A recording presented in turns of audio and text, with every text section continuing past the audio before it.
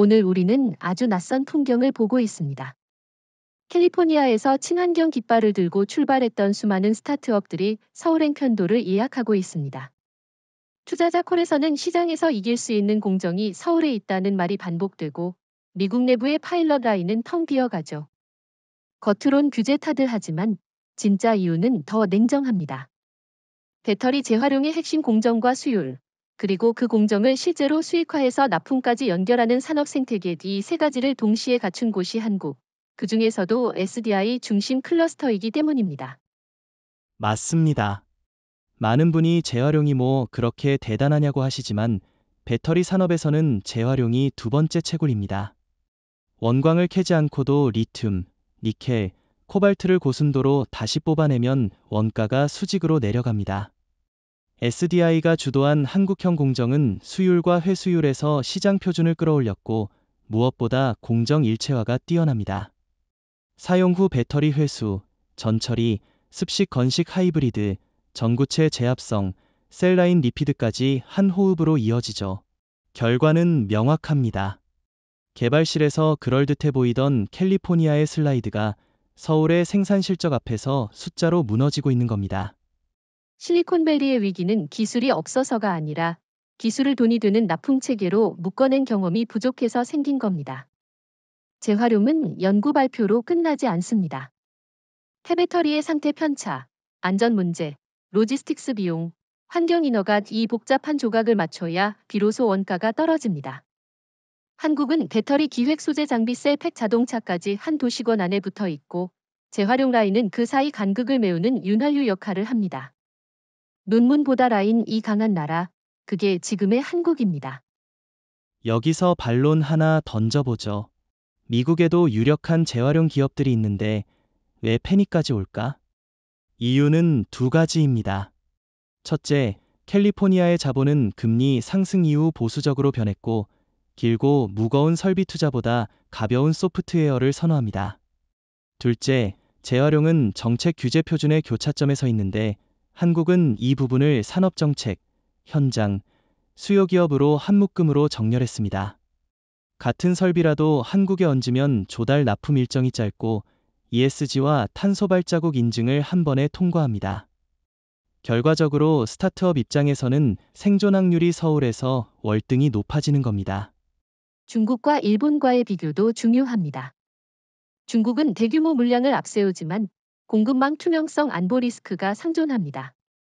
북미 유럽 메이저 완성차가 꺼리는 대목이죠. 일본은 공정의 정밀함이 강점이지만 라인 확장 속도와 가격 유연성에서 한국에 밀립니다. 반면 한국은 정밀함 속도 유연성을 동시에 구현했습니다. 재활용 원료로 만든 전구체를 곧바로 차세대 셀라인으로 흘려보내며 NMC와 LFP 전환에도 재빠르게 대응합니다. 그 결과 원가와 리드타임이 시장 기대를 앞질러 떨어집니다. 여기서 제가 약간 공격적으로 묻겠습니다. 그 정도면 과장 아니냐, 수율 90대는 실험실 이야기 아니냐. 현장의 엔지니어들은 웃습니다.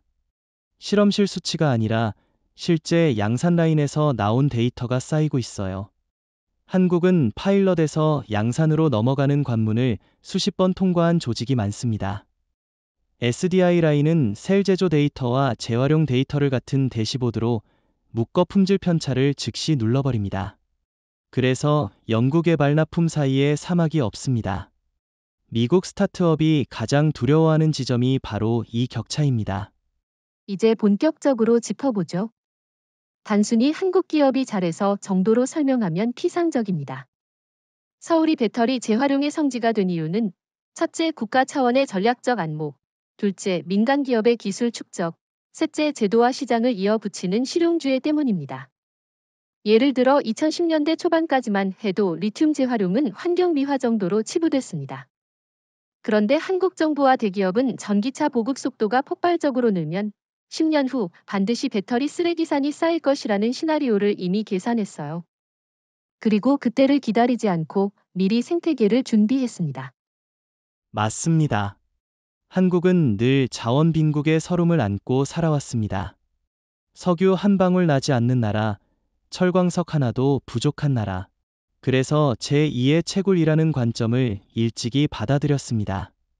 리튬과 니켈을 땅에서 캐내지 않고 이미 쓰고 난 배터리에서 다시 캐내자는 발상의 전환이죠. 일본도 이 아이디어를 알고는 있었지만 실행 속도에서 밀렸습니다. 일본은 연구소 단계에 오래 머물렀고 상용화를 미루는 사이 한국은 공장을 세웠습니다. 반대로 중국은 정부 보조금에 의존해 대량 처리 시설을 만들었지만 품질과 안전 인증에서 글로벌 신뢰를 잃었습니다. 결국 고품질 고신뢰 체계는 한국만 구축한 셈입니다. 여기에 한국 특유의 산업 클러스터 모델이 작용했습니다. 경기도와 충청도에 펼쳐진 배터리 밸리는 소재, 장비, 셀, 완성차, 재활용까지 하나의 원안에 들어 있습니다. 예컨대 사용 후 배터리가 수거되면 곧바로 인근의 전처리 라인으로 옮겨지고 그 부산물은 30km 떨어진 전구체 공장으로 흘러갑니다. 다시 합성된 전구체는 50km 떨어진 SDI 셀 라인에 투입되죠. 물류와 시간이 최소화된 구조입니다. 이런 구조가 있기에 원가가 떨어지고 스타트업이 살아남을 공간이 열립니다. 제가 현장 경험을 덧붙이면 한국의 규제는 기술을 막는 벽이 아니라 산업을 정렬시키는 가이드라인에 가깝습니다. 미국에서는 인허가가 2, 3년 걸려야 나오는 반면 한국에서는 환경부 산업부 지자체가 공동으로 패스트트랙을 운영합니다. 물론 안전 기준은 까다롭지만 한번 충족하면 시장 진입 속도가 아주 빠릅니다. 그래서 해외 스타트업들이 말합니다. 서울에선 허가와 공장이 동시에 열린다. 바로 이 점이 생존을 가르는 차이입니다. 또 하나 주목할 부분은 금융입니다. 한국금융권은 배터리 산업을 미래 먹거리로 명확히 인식하고 있습니다. 프로젝트 파이낸싱, 정책금융, 벤처캐피털이 한 묶음으로 움직입니다. 미국이나 유럽에서는 이런 금융 생태계가 분절되어 있어 스타트업이 설비 투자를 하려면 자본 조달이 지연됩니다. 한국에서는 정부 보증과 은행 대출, 그리고 전략적 투자가 동시에 열립니다. 이건 단순히 돈이 많아서가 아니라 정책적 합의가 있었기 때문에 가능한 구조입니다. 그럼 제가 질문을 하나 던져보겠습니다. 서울이 배터리 천국이 된 이유가 단지 정책과 금융 때문이라면 다른 나라들도 따라 할 수 있지 않느냐? 그런데 실제로는 쉽지 않습니다. 한국의 장점은 짧은 의사결정 사슬입니다. 정부 기업 학계가 서로 눈치를 보며 몇 년을 흘려보내지 않고 몇 달 단위로 의사결정을 압축합니다. 일본은 전통적인 합의주의 때문에 속도가 떨어지고 중국은 정치적 지시가 빠르지만 글로벌 신뢰가 결여됩니다. 결국 시장에서 먹히는 것은 한국식 속도와 신뢰의 조합입니다. 이제 본격적으로 기술 이야기를 해보겠습니다.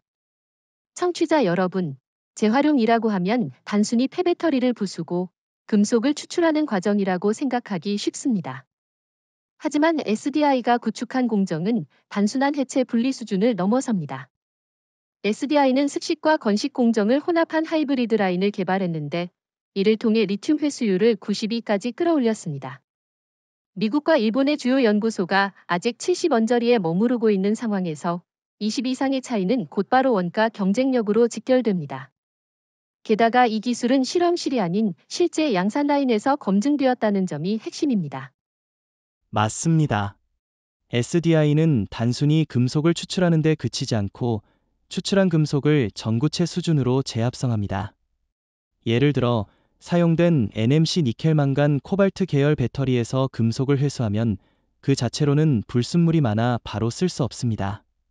하지만 SDI 공정에서는 회수한 금속을 정제해 고순도 황산염으로 변환하고 이를 다시 양극재 합성에 투입합니다.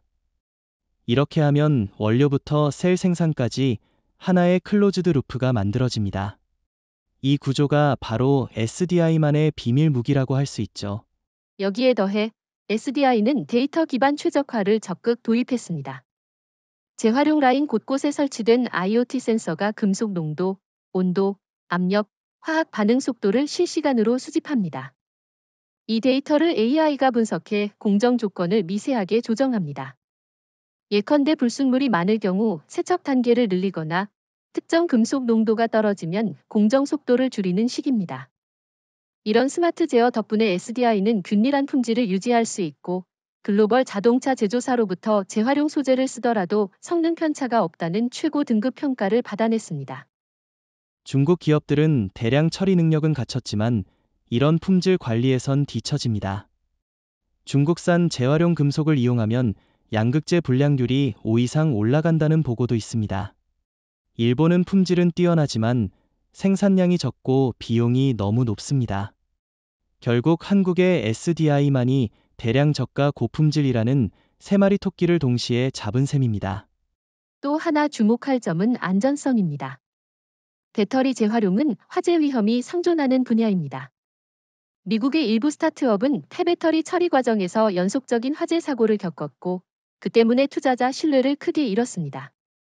반면 SDI는 공정 초입부터 로봇 자동화 해체 시스템을 도입했습니다. 사람의 손이 닿지 않도록 배터리를 절개하고 잔류 전하를 안전하게 방전시킵니다. 이 덕분에 화재 사고율이 제로에 가까운 수준으로 관리됩니다. 글로벌 완성차 업체들이 SDI와 장기 계약을 맺는 이유 중 하나가 바로 이 안전성입니다. 여기에 ESG 환경사회 지배구조 관점도 빼놓을 수 없습니다. 유럽연합은 2030년부터 전기차 배터리의 일정 비율 이상의 재활용 소재 사용을 의무화할 예정입니다. 그런데 SDI는 이미 이 기준을 충족하거나 초과 달성할 준비가 되어 있습니다. 미국과 일본 업체들은 여전히 파일럿 단계에서 시험 중이지만 한국은 글로벌 규제에 앞서 나가고 있습니다.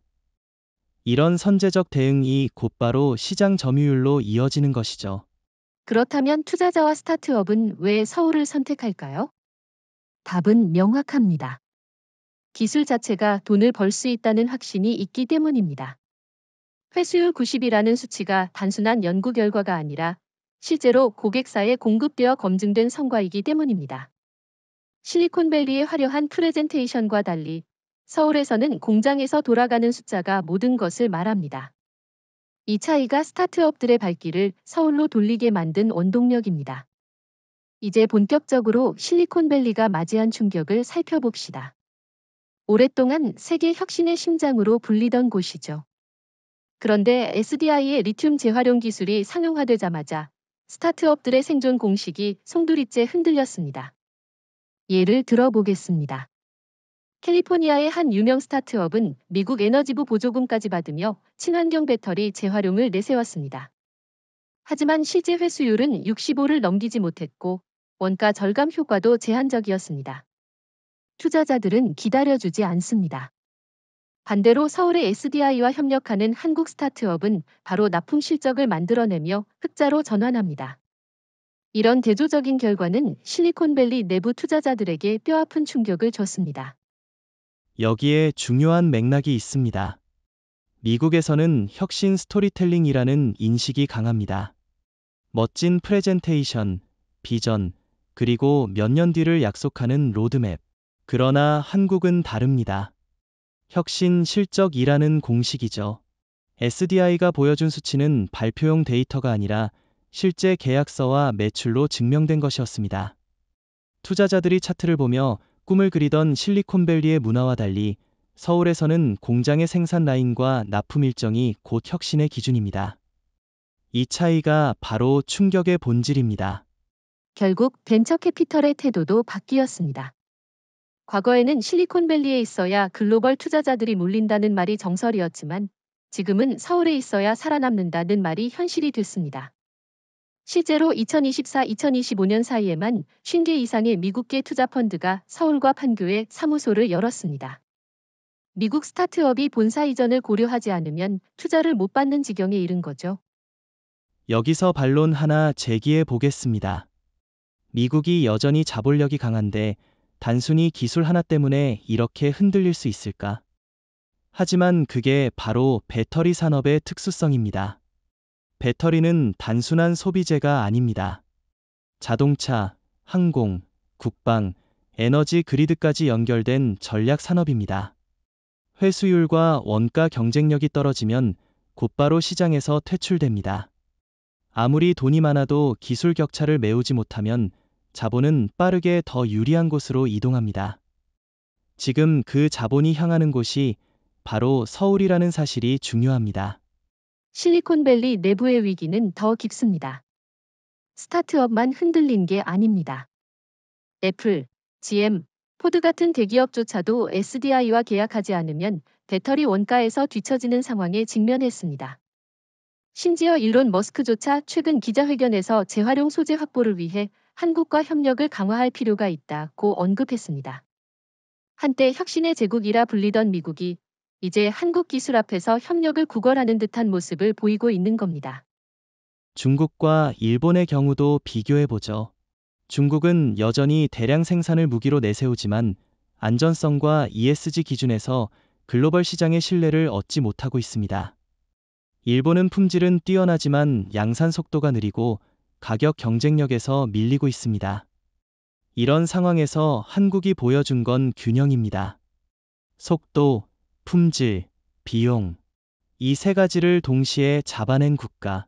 그래서 글로벌 기업들은 한국으로 몰려들 수밖에 없었던 거죠. 이 충격은 단순히 산업적 차원을 넘어 문화적 충격으로 이어졌습니다. 그동안 세계의 미래는 실리콘밸리에서 시작된다는 믿음이 강했는데 지금은 차세대 혁신은 서울에서 시작된다는 이야기가 나옵니다. 미국 언론조차 스타트업 허브의 중심이 이동하고 있다는 분석을 내놓고 있습니다. 앞에서 말씀드린 충격의 여파가 곧바로 행동으로 이어졌습니다. 바로 스타트업의 탈출 러시입니다. 실리콘밸리에서 더는 미래가 없다고 판단한 기업들이 대거 서울행을 선택한 것이죠. 2025년 상반기 기준으로만 200개 이상의 미국 스타트업이 서울과 판교 테크노밸리에 법인을 설립했습니다. 단순히 연구 거점을 세운 것이 아니라 아예 본사 주소지를 옮기고 투자자, 임원진까지 서울로 이주한 사례가 늘어나고 있습니다. 이것이 바로 언론이 부르는 그린 패닉입니다. 맞습니다. 이 현상은 단순히 숫자의 문제가 아닙니다. 문화적 상징이 바뀌고 있다는 뜻입니다. 한때 창업하려면 무조건 실리콘밸리라는 말이 정설이었죠. 그런데 지금은 살아남으려면 서울로 가야 한다는 말이 스타트업들 사이에서 통용되고 있습니다. 예를 들어 캘리포니아에서 재활용 배터리 솔루션을 개발하던 한 스타트업은 SDI와 협력하기 위해 아예 본사를 강남으로 이전했습니다. 그 결과 단 6개월 만에 유럽 완성차 업체와 납품 계약을 성사시켰습니다. 이와 같은 성공 사례가 줄줄이 나오자 다른 스타트업들도 뒤따라 움직이고 있는 겁니다. 흥미로운 건 자본의 흐름입니다. 미국 벤처 캐피털조차 스타트업들에게 서울에 거점을 두지 않으면 투자하지 않겠다고 압박합니다. 왜냐하면 한국 생태계 안에 들어와야만 글로벌 공급망에 접근할 수 있기 때문이죠. ESG 인증, 유럽연합의 배터리 규제, 아시아 전기차 업체와의 계약 올 오브 디즈는 서울에 있어야만 가능해집니다. 그 결과 스타트업의 생존과 성장 공식이 완전히 바뀐 것입니다. 여기서 저는 하나 짚고 넘어가고 싶습니다. 중국도 스타트업을 많이 끌어들이고 있는데 왜 실리콘밸리 기업들이 중국이 아니라 서울을 택했을까요? 답은 명확합니다. 신뢰와 투명성입니다. 중국은 대규모 보조금으로 기업들을 유혹하지만 글로벌 투자자들은 여전히 중국 시장의 불투명성과 정치적 리스크를 우려합니다. 반면 한국은 미국, 유럽과 제도적 호환성을 유지하면서도 기술과 생산력에서 독립적인 우위를 보유하고 있습니다. 즉, 스타트업 입장에서는 중국보다 훨씬 안전하고 확실한 선택지가 되는 겁니다. 일본은 어떨까요? 일본은 기술적 전통이 강하지만 스타트업 친화적인 환경이 부족합니다. 긴 의사결정 절차, 보수적인 금융 문화, 그리고 글로벌 네트워크의 유연성 부족이 문제죠. 스타트업이 빠르게 성장하려면 의사결정의 속도와 네트워크 확장이 중요한데 일본은 그 부분에서 한계를 드러냅니다. 결국 스타트업들이 몰려갈 수 있는 유일한 선택지가 한국이라는 결론이 나옵니다. 제가 현장에서 들은 이야기를 하나 소개하겠습니다. 미국의 한 재활용 기술 스타트업 CEO가 서울에 오니 기술을 이야기할 시간이 줄어들고 계약을 체결할 시간이 늘었다고 했습니다. 실리콘밸리에서는 수년간 투자 유치에만 매달렸지만 서울에서는 바로 실적과 매출로 이어졌다는 겁니다. 이 말은 곧 서울이 단순히 연구하는 곳이 아니라 실제 돈을 버는 시장으로 인식되고 있다는 증거입니다. 이 대이동은 산업 전반에도 거대한 파급력을 미쳤습니다. 실리콘밸리가 혁신의 수도라는 타이틀을 잃고 서울이 새로운 친환경 혁신의 수도로 부상한 것입니다. 언론에서는 이를 두고 실리콘밸리에서 서울밸리로 실리컨밸리 투 솔밸리라는 표현까지 쓰고 있습니다. 단순한 수사적 표현이 아니라 실제 투자와 고용이 이동하면서 세계의 중심축이 바뀌고 있는 겁니다. 스타트업들의 대이동이 본격화되자 워싱턴은 즉각 반응했습니다. 미국 내 혁신 생태계를 지켜야 한다는 명분으로 규제 강화와 법적 장치를 동원했죠. 예컨대 해외 이전 스타트업에 대한 세금 압박, 기술 이전 제한, 심지어는 재활용 기술은 국가 전략 자산이라며 수출 통제 리스트에 올리려는 움직임까지 나왔습니다. 하지만 결과는 기대와 달리 참담했습니다. 기업들은 오히려 반발하며 더 빠르게 한국으로 옮겨갔습니다. 그 이유는 단순합니다. 미국 내에 남아있는 순간 생존이 불가능했기 때문이죠. 여기서 중요한 맥락은 워싱턴의 통제가 현실과 동떨어져 있다는 겁니다. 미국 정부는 여전히 보조금과 세제 혜택이면 스타트업을 붙잡을 수 있다고 생각했습니다. 그러나 스타트업들이 직면한 건 세금 문제가 아니라 기술과 원가 경쟁력이었습니다. 회수율 65에 머무는 기술로는 이미 90일을 달성한 한국 시장과 싸울 수 없습니다. 결국 규제는 족쇄가 아니라 탈출의 가속 페달 역할을 했습니다. 미국 정부가 옥죄면 옥죄일수록 스타트업들은 한국으로 도망쳤습니다. 또 하나 아이러니한 점은 미국 내 대기업과 정부의 이해가 충돌했다는 사실입니다. 포드, GM, 테슬라 같은 완성차 업체들은 오히려 스타트업들이 한국과 협력해 재활용 소재를 확보하길 원했습니다. 왜냐하면 ESG 규제를 맞추려면 한국산 재활용 소재가 필수였기 때문이죠. 그런데 워싱턴은 이를 막으려 하니 산업계와 정부가 정면 충돌한 겁니다. 이 과정에서 미국 내 혼란은 더 커졌습니다. 반대로 한국 정부는 유연하게 대응했습니다. 외국 스타트업이 들어오면 세제 혜택과 입지 지원을 동시에 제공했죠. 판교, 수원, 울산에 이미 글로벌 스타트업 전용 클러스터가 조성되었습니다. 규제는 간소화하고 협력사 연결은 빠르게 해졌습니다. 스타트업 입장에서는 워싱턴의 규제보다 서울의 지원이 훨씬 매력적으로 다가왔던 겁니다. 여기에 미국의 정치적 상황도 발목을 잡았습니다. 대선 국면에서 각 후보들이 중국 견제와 국내 일자리 보호만을 외치다 보니 실제 스타트업 지원은 뒷전이 됐습니다. 반면 한국은 정권이 바뀌어도 배터리와 반도체는 국가 생존 전략이라는 컨센서스를 유지했습니다.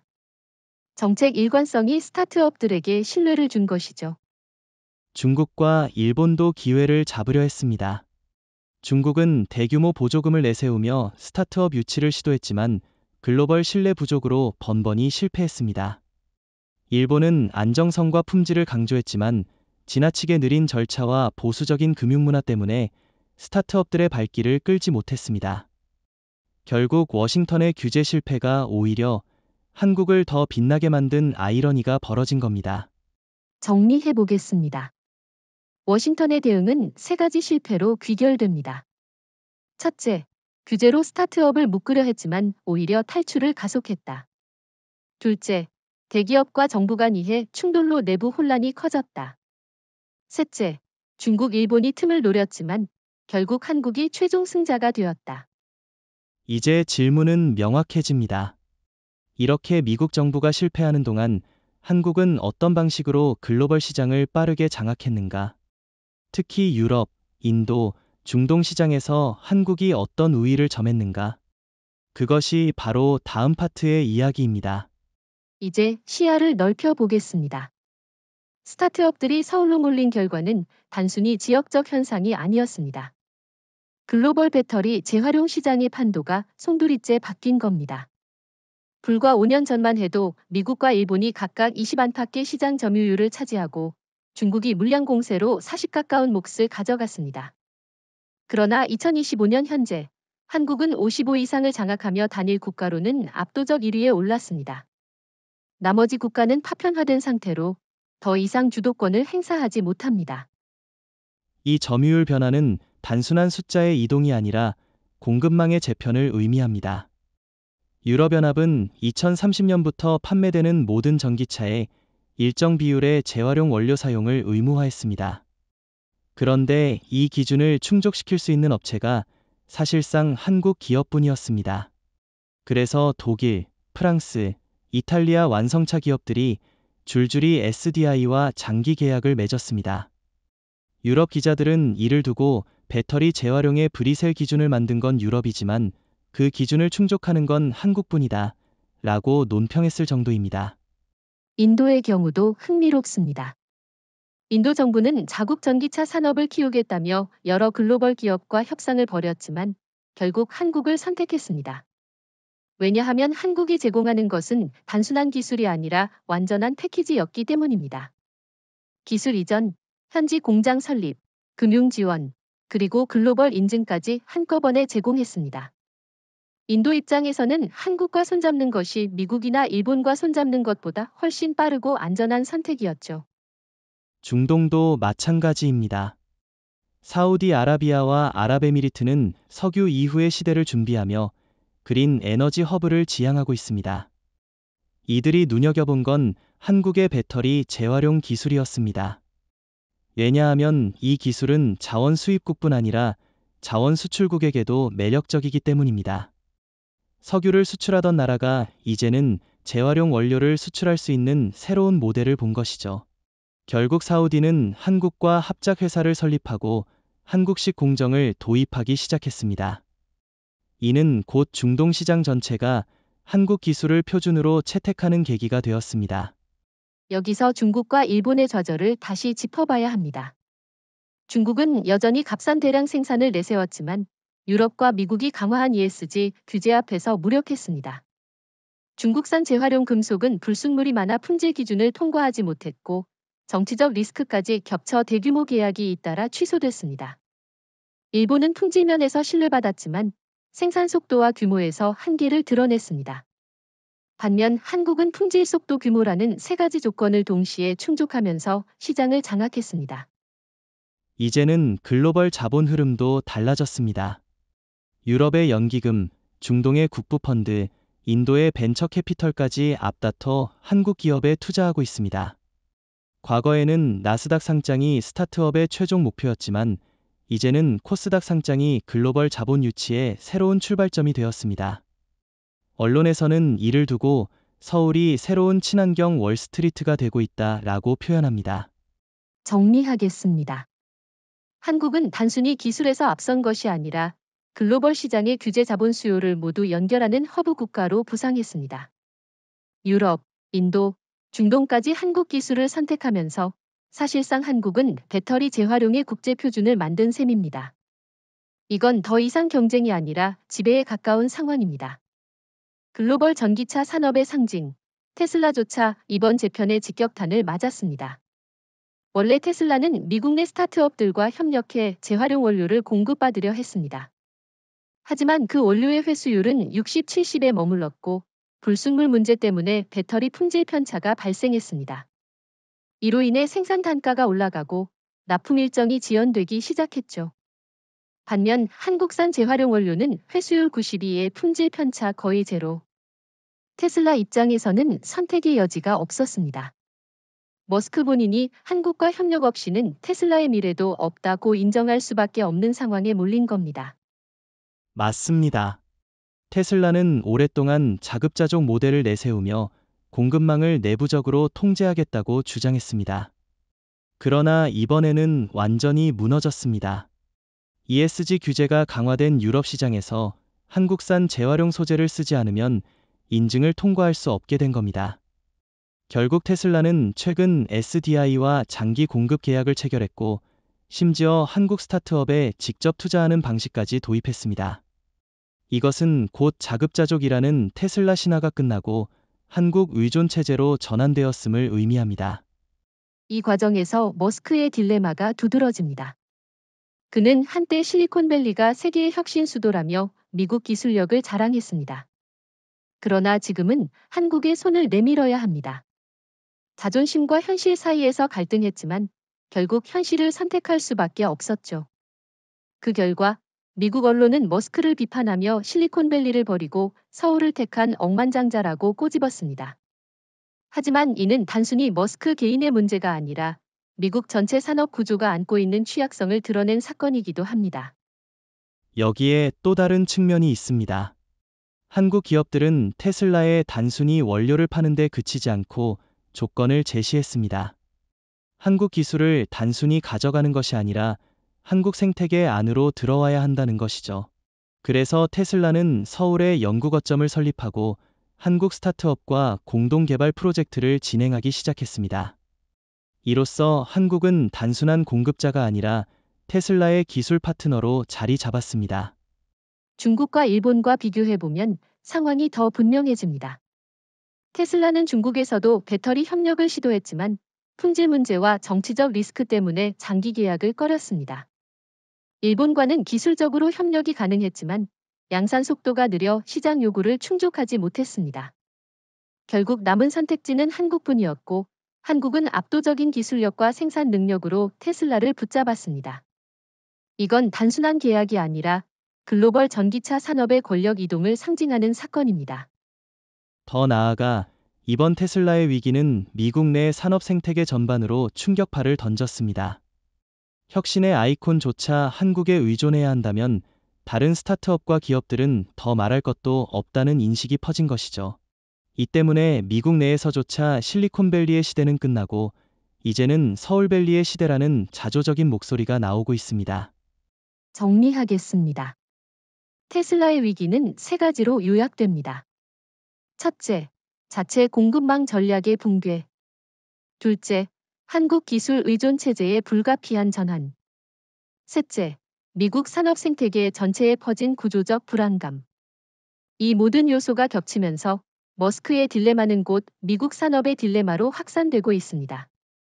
테슬라의 위기는 단순히 한 기업의 문제가 아니었습니다.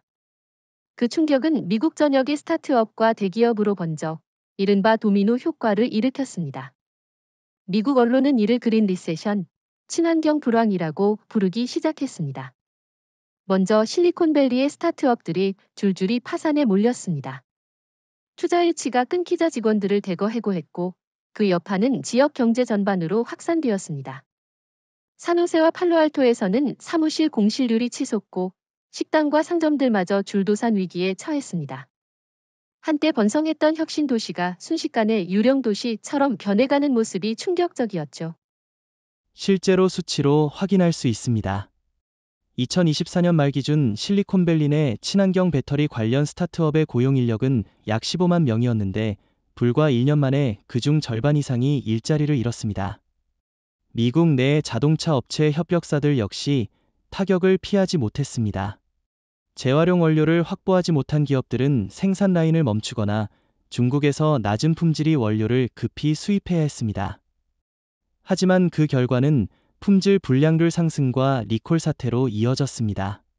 소비자 신뢰마저 흔들린 겁니다. 이 상황은 단순한 산업 문제가 아니라 정치적 위기로도 번졌습니다. 캘리포니아 주정부는 연방정부에 긴급 지원을 요청했지만 워싱턴은 중국 견제와 국내 정치 싸움에 매몰돼 적극적인 대응을 하지 못했습니다. 그러는 사이 한국은 유럽, 인도, 중동과 줄줄이 계약을 체결하며 시장을 잠식했습니다. 결국 미국 내 여론은 워싱턴은 한국의 산업 주도권을 넘겨주고 있다는 비판으로 들끓기 시작했습니다. 중국과 일본의 사례를 비교해보면 미국의 상황이 얼마나 심각한지 더 잘 보입니다. 중국은 여전히 값싼 대량 생산으로 국내 고용을 유지했지만 글로벌 시장에서 신뢰를 얻지 못해 내수 한계에 갇혔습니다. 일본은 시장 점유율을 지키지 못했지만 최소한 기술 신뢰성을 바탕으로 고용과 산업 기반을 유지했습니다. 그러나 미국은 그 어떤 장점도 살리지 못하고 있습니다. 스타트업은 몰락하고 대기업은 한국 의존도를 인정하면서도 자존심을 구겨야 하는 최악의 상황에 빠져 있는 겁니다. 이 도미노 효과는 금융시장에도 직격탄을 날렸습니다. 미국의 벤처 캐피털들은 대규모 손실을 기록했고 일부 펀드는 청산 수순에 들어갔습니다. 반대로 한국의 코스닥과 코스피 시장은 해외 자본의 유입으로 사상 최고치를 경신했습니다. 실리콘밸리에서 빠져나온 돈이 서울로 흘러들어간 것이죠. 글로벌 투자자들이 이제 혁신의 수익은 서울에서 나온다고 판단했기 때문입니다. 여기에 사회적 후폭풍도 심각합니다. 대규모 해고로 인해 실리콘밸리 주민들은 생활 기반을 잃었고, 이로 인한 불만은 정치적 극단주의로 이어지고 있습니다. 반면 한국에서는 역으로 청년 창업붐이 일어나고 있습니다. 스타트업뿐만 아니라 중소기업, 연구기관까지 활기를 띠면서 새로운 일자리가 창출되고 있죠. 양쪽 사회가 극명하게 대비되는 순간입니다. 정리하면 미국의 도미노 효과는 4가지입니다.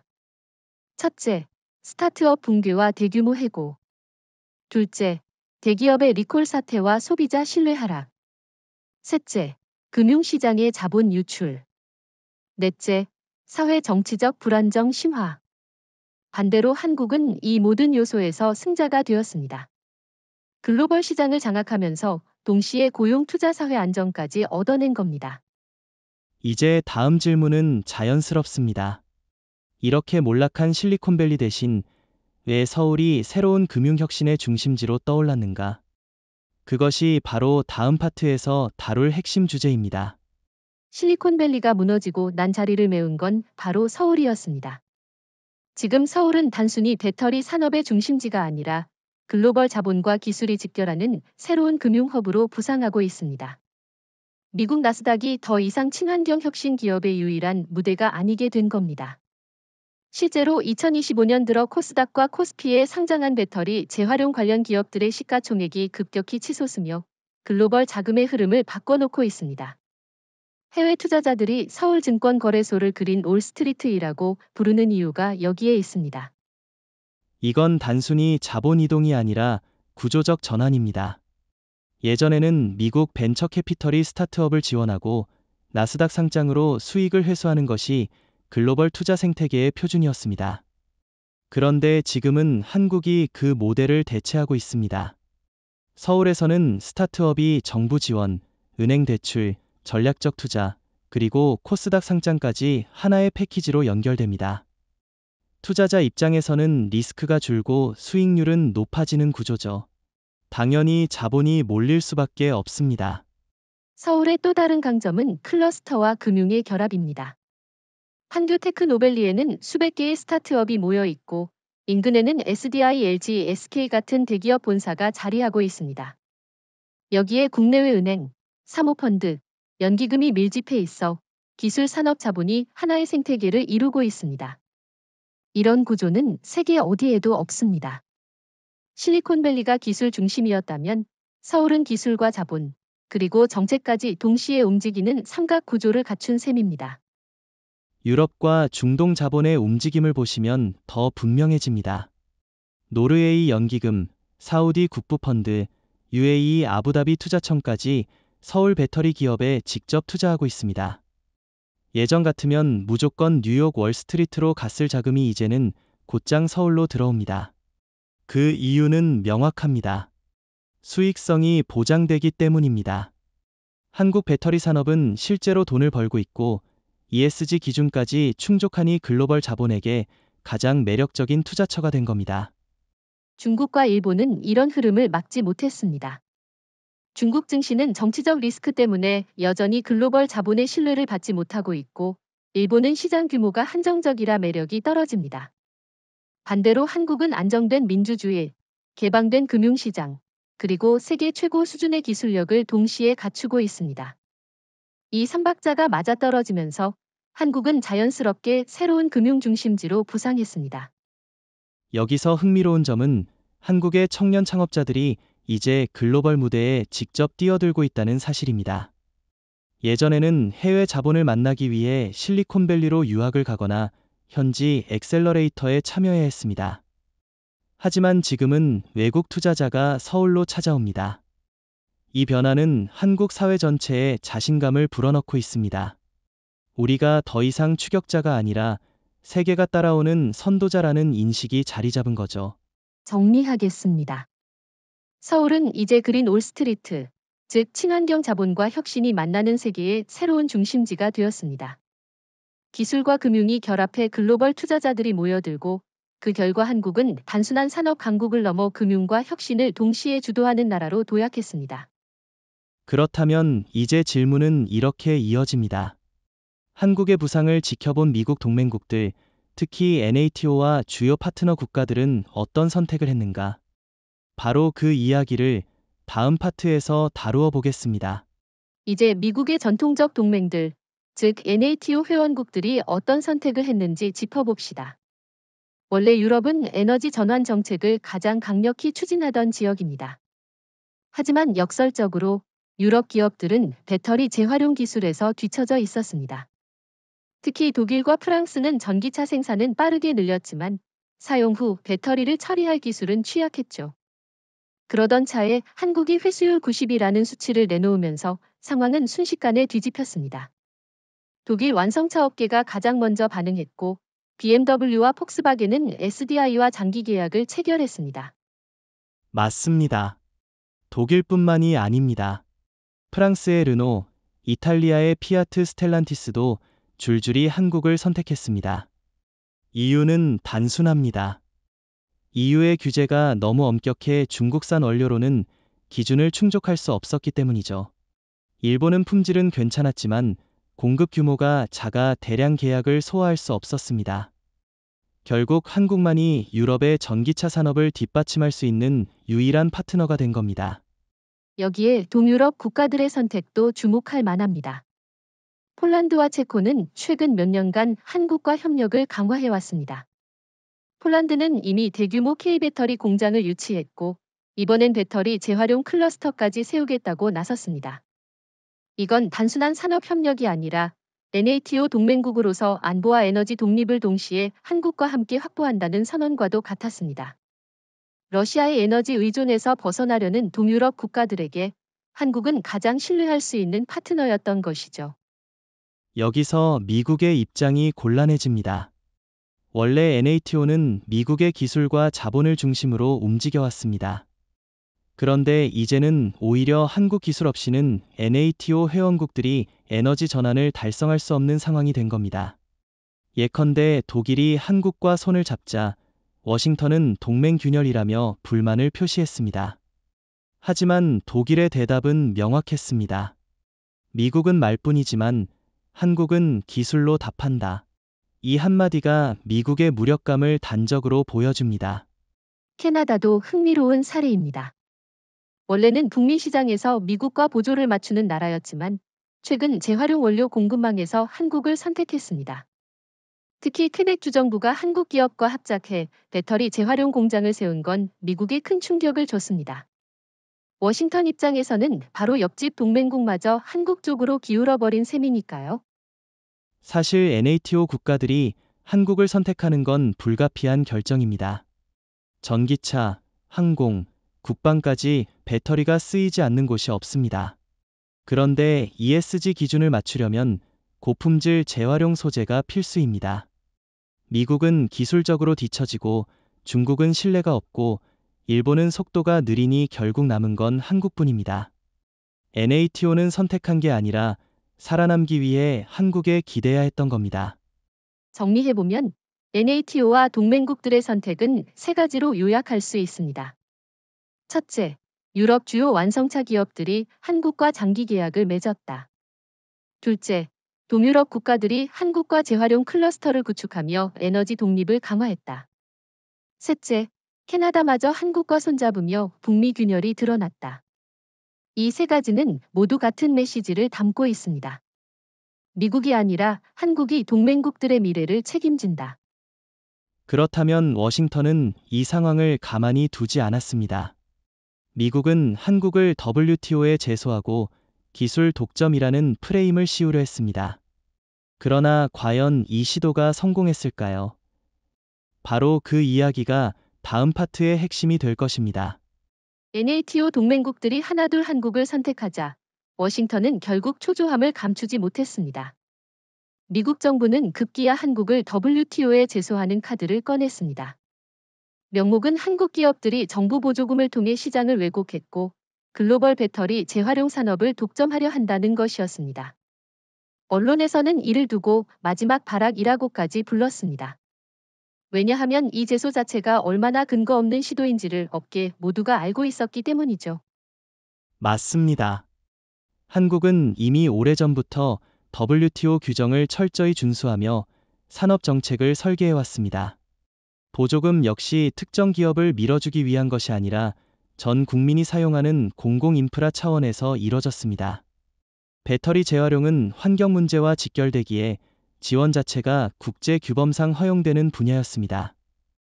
따라서 워싱턴의 제소는 법적 논리보다는 정치적 압박 성격이 강했습니다. 그런데 문제는 이 정치적 카드조차 전혀 먹히지 않았다는 점입니다. 유럽연합은 곧바로 미국의 입장을 거부했습니다. 브뤼셀은 성명을 통해 한국은 오히려 국제 환경 규제의 선도자라며 미국의 주장이 설득력이 없다고 지적했습니다. 독일, 프랑스, 이탈리아 완성차 업계도 공개적으로 한국 편에 섰습니다. 한국이 없었다면 우리는 EU의 탄소 규제를 맞추지 못했을 것이라는 말까지 나왔죠. 미국이 기대했던 NATO 연대가 오히려 한국을 지지하는 연대로 바뀐 순간이었습니다. 더 충격적인 건 중동과 인도의 태도였습니다. 사우디와 UAE는 WTO 회의장에서 미국을 향해 이렇게 반문했습니다. 한국 기술 없이는 그린 전환이 불가능한데 그걸 제소한다는 게 무슨 의미냐? 인도 역시 한국은 독점이 아니라 우리가 함께 성장할 수 있는 파트너라며 사실상 미국을 외교적으로 고립시켰습니다. 국제 무대에서 이렇게까지 미국의 명분이 무너진 건 드문 일이었습니다. 중국과 일본도 흥미롭게 움직였습니다. 중국은 속으로는 반색했지만 겉으로는 조용히 있었습니다. 왜냐하면 만약 한국이 제소 대상이 된다면 다음 차례는 자국이 될 수 있었기 때문이죠. 일본은 한국의 급부상을 견제하고 싶었지만 워싱턴의 제소가 워낙 허술했기에 공개적으로 미국 편을 들지 못했습니다. 결과적으로 미국은 동맹은 물론 경쟁국조차 동조하지 않는 완전한 고립 상태에 빠졌습니다. 이 상황은 글로벌 여론에서도 뚜렷하게 드러났습니다. 주요 경제지들은 워싱턴이 기술 경쟁에서 밀리자 WTO를 악용하고 있다는 비판을 쏟아냈습니다. 특히 영국 파이낸셜 타임스는 사설에서 이렇게 적었습니다. 실리콘밸리가 한국을 따라잡을 수 없다면 그것은 미국의 전략 실패이지 한국의 잘못이 아니다. 이 논조가 사실상 국제사회의 공감대를 대변했습니다. 정리하겠습니다.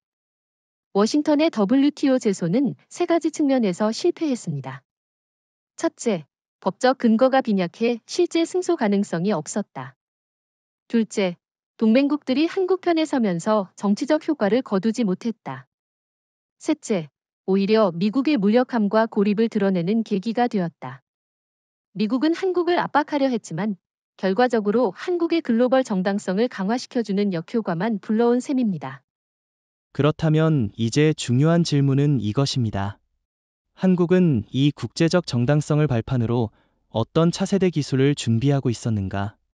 단순히 지금의 재활용 기술에 머무르지 않고 다음 세대를 선점할 전략이 무엇이었는가? 그 해답을 다음 파트에서 다루어 보겠습니다. 워싱턴의 WTO 제소가 무력화된 직후 한국은 기다렸다는 듯 새로운 기술 비전을 내놓았습니다. 바로 재활용 2.0 기반의 차세대 전고체 솔리드 스테이트 배터리입니다. 기존 리튬이온 배터리는 액체 전해질을 쓰기 때문에 화재 위험과 에너지 밀도 한계가 있었습니다. 하지만 전고체 배터리는 안정성, 용량, 충전 속도에서 혁명적 성능을 자랑합니다. 여기에 한국은 기존 재활용 기술을 접목해 사용된 리튬 니켈 코발트를 고순도로 회수해 전고체 배터리에 다시 투입하는 시스템을 구축했습니다. 즉, 한국은 단순히 리튬이온을 잘 재활용하는 나라에서 차세대 배터리까지 선도하는 나라로 도약한 겁니다. 맞습니다. 핵심은 효율의 배가입니다. 기존 SDI의 재활용 공정은 92 회수율을 자랑했죠. 그런데 전고체 배터리에서는 이 회수율이 더 큰 의미를 갖습니다. 왜냐하면 전고체용 원료는 불순물 허용치가 극도로 낮기 때문입니다. 불순물 0.1만 있어도 배터리 성능이 급격히 저하됩니다.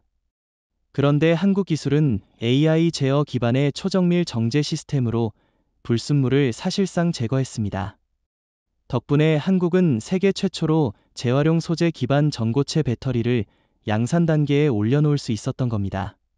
여기서 미국, 중국, 일본과 비교해보죠. 미국은 여전히 연구소 단계에서 실험을 반복 중입니다. 수율이 낮고 비용이 너무 높아 상용화 가능성이 불투명합니다. 중국은 대규모 자본을 투입했지만 품질 관리에서 벽에 부딪혔습니다. 일본은 이론적으로 뛰어난 성과를 내놨지만 속도가 문제였습니다. 여전히 파일럿 수준에 머물러 있죠. 반면 한국은 이미 전기차 업체와 계약을 체결하고 전고체 재활용 소재를 실제 차량에 적용하고 있습니다. 이 차이는 단순히 기술력의 차이가 아니라 산업 구조 전체의 완성도 차이라고 할 수 있습니다. 한국이 내세운 또 하나의 비전은 완전한 순환 경제 체계입니다. 한국은 사용 후 배터리를 수거해 전고체 배터리 소재로 재활용하고 이 배터리를 다시 전기차 드론 군사용 장비에 공급합니다.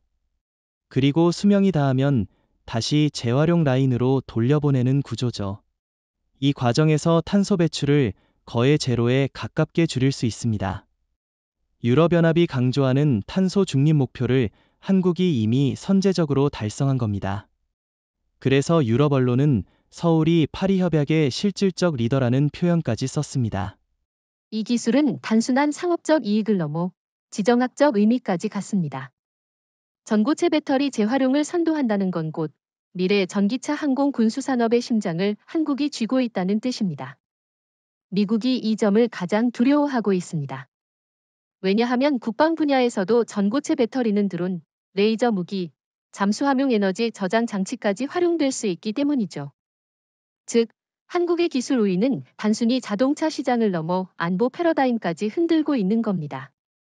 정리하면 한국은 세 가지에서 차세대 패권을 확보했습니다. 첫째, 전고체 배터리와 재활용의 결합으로 기술 격차를 10년 이상 벌렸다. 둘째, 완전한 순환 경제 체계를 구축해 ESG 시장에서 국제 표준을 선도했다. 셋째, 민수에서 군수까지 이어지는 전략적 응용으로 글로벌 지정학적 영향력을 강화했다. 이 모든 요소가 결합하며 한국은 더 이상 추격자가 아니라 완전한 주도자가 되었습니다. 전고체 배터리와 재활용 2.0을 선점한 순간 세계 공급망은 완전히 다른 지형을 그리기 시작했습니다. 과거에는 자원 산출국과 가공국이 따로 존재했고 글로벌 자동차 메이커들이 원자재를 쥔 국가와 협상해야 했습니다. 하지만 이제는 상황이 바뀌었습니다. 한국은 원자재 확보보다 재활용 순환을 통해 공급망의 중추로 떠올랐습니다. 다시 말해, 광산을 가진 나라가 아니라 공정을 장악한 나라가 힘을 쥐게 된 겁니다. 맞습니다.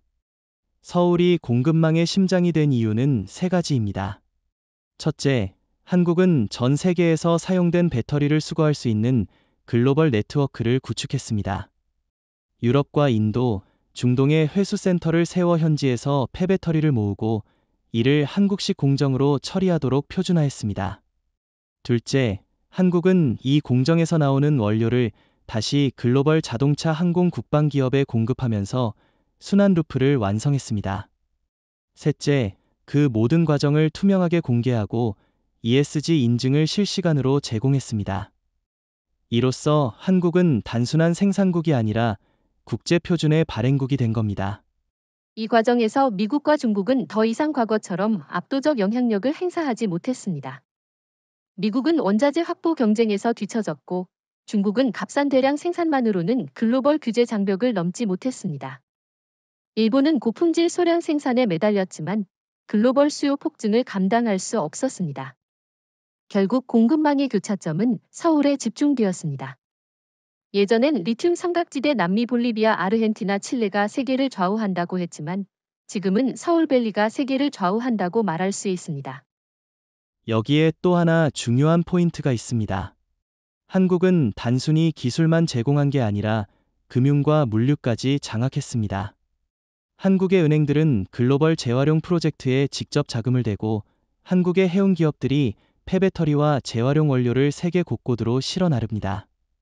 즉, 기술 금융 물류가 하나로 통합된 모델을 만든 것이죠. 이건 과거 실리콘밸리도 도쿄도, 베이징도 해내지 못한 혁신입니다.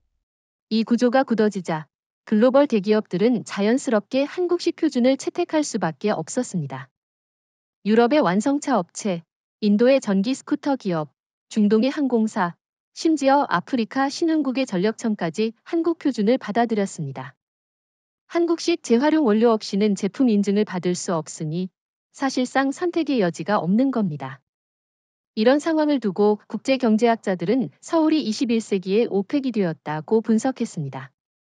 다만 과거 오펙이 석유로 세상을 쥐었다면 한국은 친환경 기술로 세상을 쥔 차이가 있습니다. 결국 공급망 재편의 본질은 한국 중심의 글로벌 의존 체제입니다.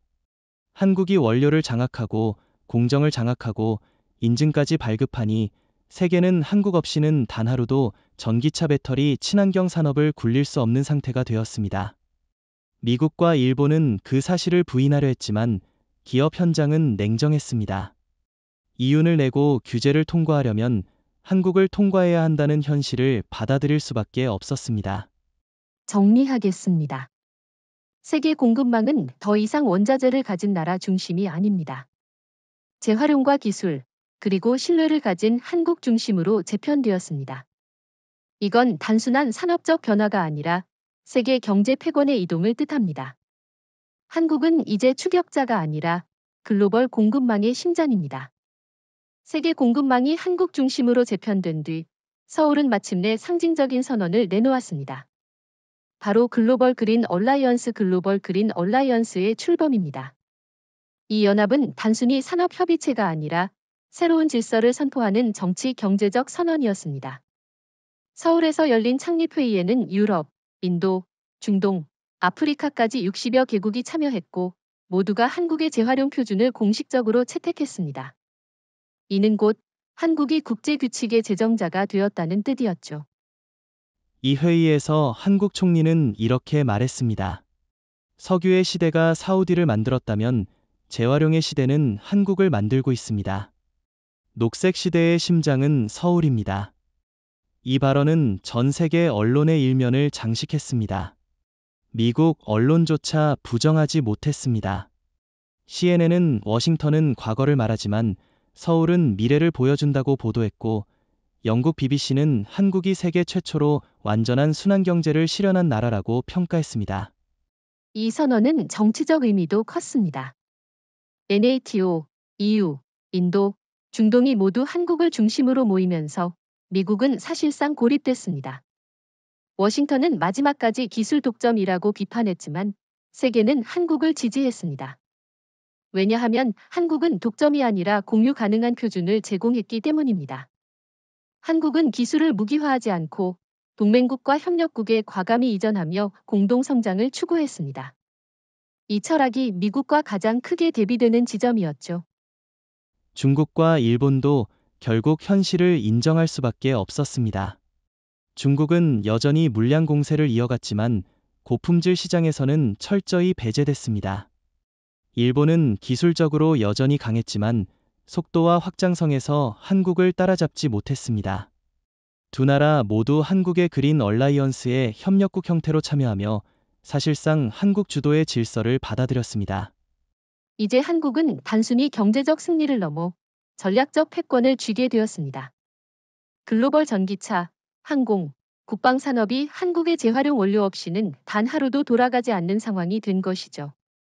에너지 패권이 석유에서 재활용으로 이동하면서 한국은 자원 빈국에서 세계를 지배하는 자원 강국으로 변모했습니다. 이는 단순한 산업 성공이 아니라 국가 정체성의 대전환이라 할 수 있습니다. 정리하면 실리콘밸리의 몰락과 서울의 부상은 단순한 우연이 아닙니다. 한국은 기술력, 속도, 신뢰, 그리고 공유 철학을 통해 세계 질서를 바꿔냈습니다. 이제 세계는 한국 없이는 친환경 전환을 이룰 수 없습니다. 이것이 바로 그린 패닉이 끝내 드러낸 진실입니다. 마지막으로 한 문장으로 요약할 수 있겠습니다. 녹색 시대는 더 이상 실리콘밸리의 시대가 아니다. 이제는 서울의 시대다.